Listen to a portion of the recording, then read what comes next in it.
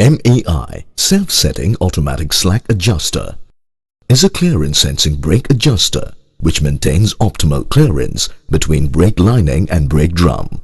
In addition, it works as a lever to move the brake shoe to the drum through the S-cam. How does it work? When the brake is applied, control arm fixed onto the anchor bracket permits the mechanism to rotate through the clearance angle, and the shoe contacts the drum. On further application, the torque increases and the worm shaft is moved axially, causing the heavy coil spring to compress and the disengagement of the clutch worm gear. During brake release, the torque decreases and the clutch mechanism advances, reducing the sensed excess clearance by rotation of the worm shaft in small increments. Full adjustment takes place after few brake applications and release. This gradual adjustment is design feature to eliminate over-engagement. Foundation brake. The movement of salsa while braking in the foundation brake can be divided into three sections. The normal preset running clearance A, for which no adjustment should be made. The excess clearance B, when lining and drum wear, and for which adjustment should be made. The elasticity of the braking system C, which is caused by variable brake forces. Drum expansion and component flexibility, for which no adjustment should be made. Brake application. Starting position. The control arm of the ASA is fixed to the anchor bracket in a position where suitable location is available on the vehicle. During the initial fitment position, the control worm screw maintains a gap between pawl housing and control worm screw by the torsion spring load. This is to determine the preset clearance that will be maintained between brake lining and the brake drum. Rotation through clearance zone A.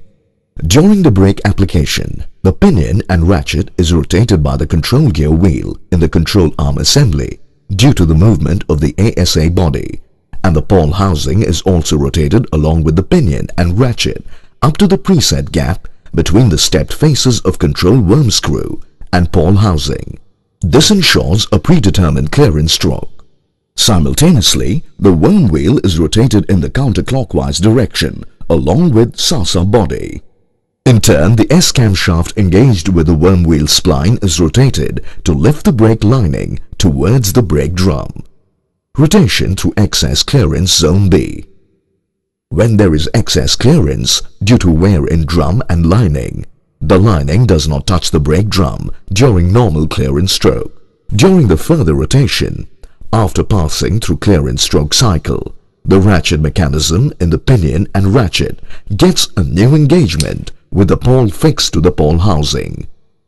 Rotation into the elastic angle C.